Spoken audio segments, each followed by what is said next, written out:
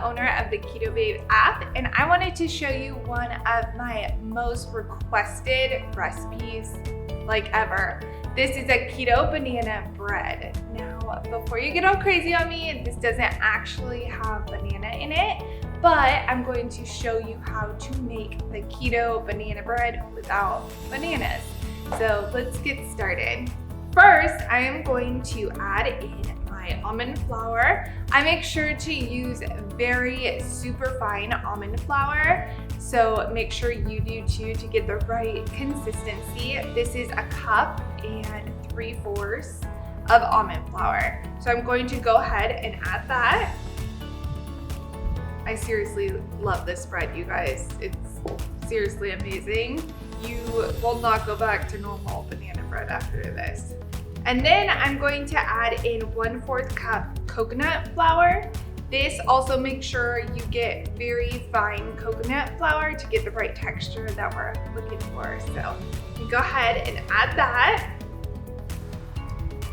The next thing that I'm going to add is 1/3 cup of wheat protein.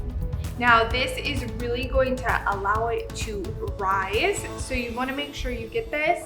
You can get the vanilla flavor or you could get unflavored too. Then I'm going to add in my sweetener. You could do any keto sweetener. I use Truvia, I love it, and I do almost about 1/2 cup of Truvia sweetener. So I'm going to add that. So now that I have most of my dry ingredients together, I'm going to set that aside because this is going to be very important. I have 1/4 cup ground chia seeds, and I'm going to add about 2/3 cup of water to the chia seeds. Now this is actually going to give it that gooey kind of texture that a banana would give you. Make sure they're ground. And I'm going to add, this is 2/3 cup. I'm going to whisk it together with my little fork. Okay, and then I'm going to set my chia seeds aside. Let that kind of get more gooey and globby. And I'm going to whisk together all of my dry ingredients.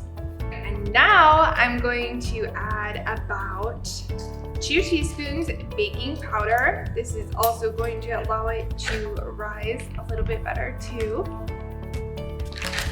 Any baking powder will do for this. And just make sure you add 2 teaspoons.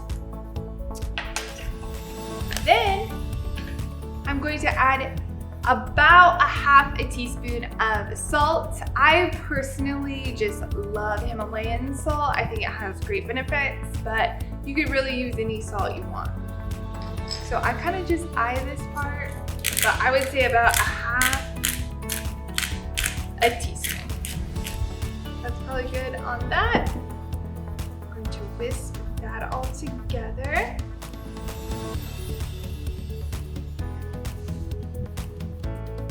All right, it's looking really good.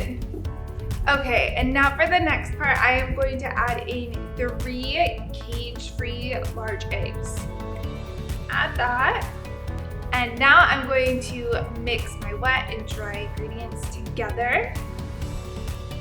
And make sure it's a really good consistency before I add in the chia. So chia is really going to make it like so amazing. All right, so get it kind of halfway mixed. Now I'm going to check on my chia. So this is like seriously the perfect consistency.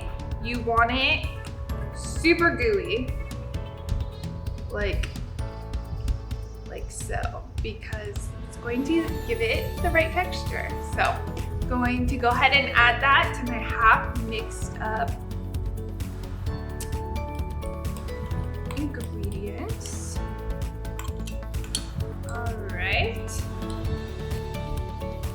Then I'm going to really mix it well. Okay, so now that the chia seeds are added to my wet and dry ingredients, you should have something like this. Now I'm going to add add in the banana part. So this is the banana extract. So if you're a huge banana person like me and my fiance, I would do 2 teaspoons banana extract, but if you kind of want just a light flavor of the banana, I definitely recommend doing probably 1.5 teaspoons. So I'm going to go ahead and add that. So for me, I'm going to add 2 teaspoons because we are banana people up in here. Okay, so added that. And just to kind of round it out, I am going to do a little bit of vanilla extract. I personally would do about 1/2 teaspoon, but really this is gonna be your preference. So I'm going to go ahead and add about 1/2 teaspoon of that and mix it all together. Okay, so now that this is almost all the way mixed, this is for the fun part, your toppings.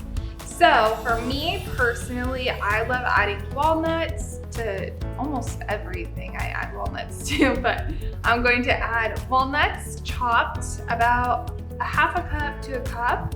And then I do like adding just a little bit of shredded coconut too. Make sure it's unsweetened though. So this also just gives it a little kick, I'd say. But a lot of people like adding chocolate chips. Chocolate chips are great too.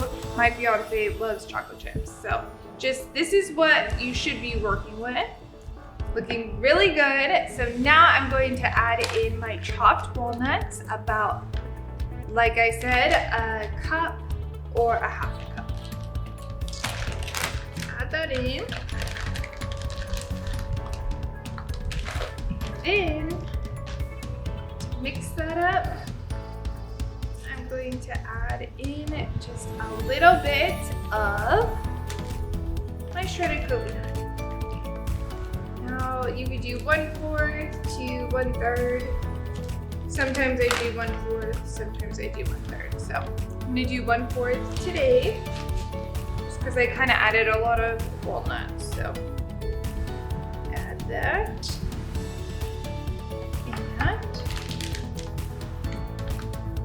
Mix that in good. So now that it's looking really good, I'm going to go check my oven. Your oven should be preheated to 375 or 170 Celsius.